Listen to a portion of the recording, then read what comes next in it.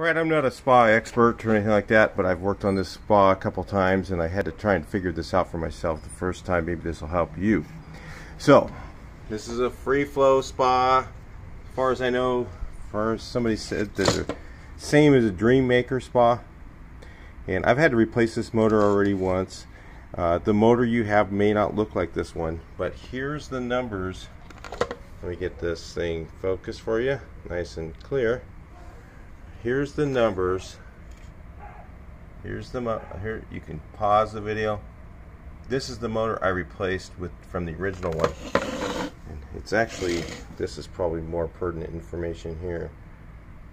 So I think I looked up WW075. I'm not sure, or it was this part number here, or maybe the part number.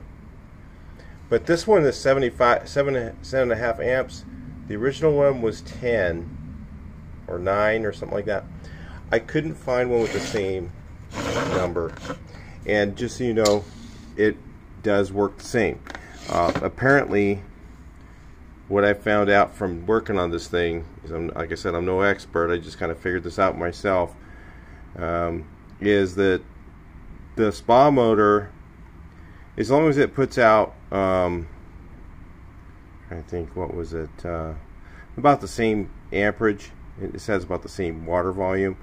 It really doesn't matter as long as it's not more amps, because if it draw more amps, then you'll probably wipe out your board in here. So I made sure that it was less amps than the other one, and it had to have the same configuration, where I believe this is the suction side here, and then this is the output side, and these are, both of these are plugged off. You can drill them out if you had a need for that sort of thing. And then what I had to do is, it's real simple to put this motor in.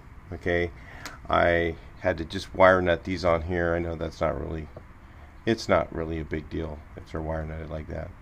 And then I have the wires going in to there, because this comes with a plug here. And I was gonna put a female end on here and just plug this in. You could do that too if you wanted to. But this motor works perfectly on this one. It's not expensive. I was looking up how much a Freeflow motor was, and they were about twice the cost of this. So if you're wondering if it'll work, it works perfect. So I'm replacing it again. I'll show you real quick now how to do it. So I've already loosened this one up here. Loosen this one down here. Still got a little bit of water in there. You can drain your water out with this little hose here. Take the cap off of that, and that will take most of your water out. I'm not sure where your ground is located, but mine's over here on this motor. On this one over here, it's on the back. So hopefully it should reach, but it has to be there. Make sure it's grounded. What I was wondering about on mine is the heater system going to work? Generally, I guess how it works is like this, and there is no information on it. But as long as your motor is moving the water, that's what actually heats it up. It's actually when it goes through the motor, it actually because it goes through there, or whatever, the pressurization of it is what actually heats the water up. Because it's such a small spot, it doesn't need a heater. So if you're wondering about that, I think that's just all it takes, because this motor, even though it's not the original one, heats the spa perfectly well. It works exactly the same as the original one.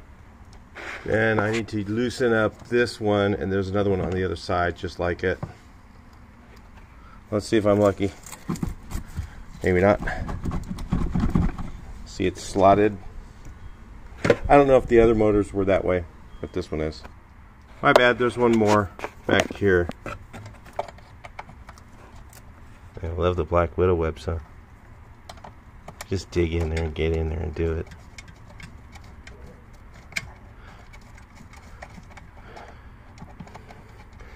I wouldn't take the nuts all the way off because the bolts, it's through bolted, so you'll have to, if you do, you'll have to take the spa and tip it up on its end.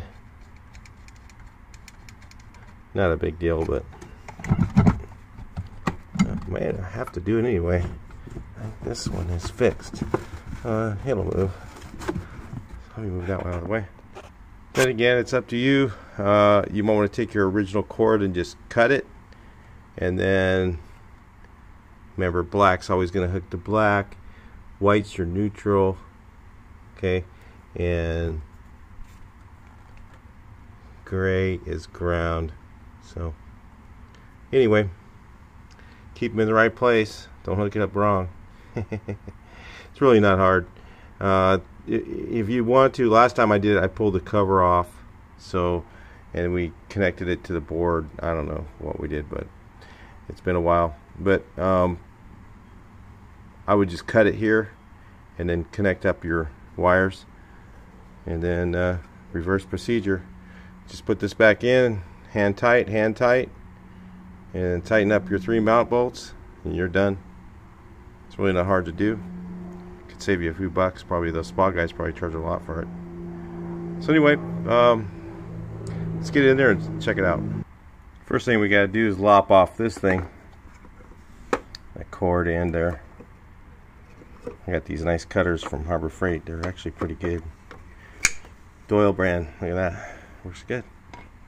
So I got them all stripped off. White to white, black to black. Black is your hot. This is your neutral. This is your ground. You'll be hooked up correctly, and do this at your own risk, of course. So now that all my wires are connected, I always make sure to pull on them really good. Make sure it will not come apart, because let's say one of your neutral comes off and you still have your hot hooked up, that could be a big problem if you're in the spa. So anyway, that's why they have double grounding. So gotta always remember, don't forget to hook up that ground when you're all done. It has to be hooked up. If this wire is not long enough, then what you can do is go down, I think this looks like 14 gauge. You can take this down to Home Depot and match it up. They have some ground wire you could get, and make sure it's grounded with one of these solid wires is the best, and make sure it's tight on both ends. Alright, so these are a little bit tricky to get back in. I had to take that one all the way out, and I got these in. Got this one I'm tightening up right now. Tighten these up real quick. I just crank them down, hit them a little bit with the pliers. I got these big pliers right here. Give them a little bit of a love. Tighten. That's not really the right direction. So anyway, should be good to go. Alright, so we got the ground hooked up. Everything's done. When you get all done, of course, check for leaks. Make sure it's not leaking.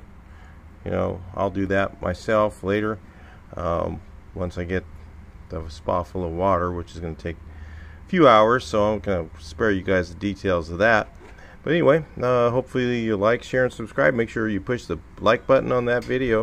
It will really help other people find it. If they don't get enough likes on a video, and if a video doesn't get enough comments, YouTube kind of puts them in the back corner. So make sure you make a little comment there and hit the like button and help somebody else fix their spa. Talk to you in the next one. Please like, share, and subscribe. Thanks for watching.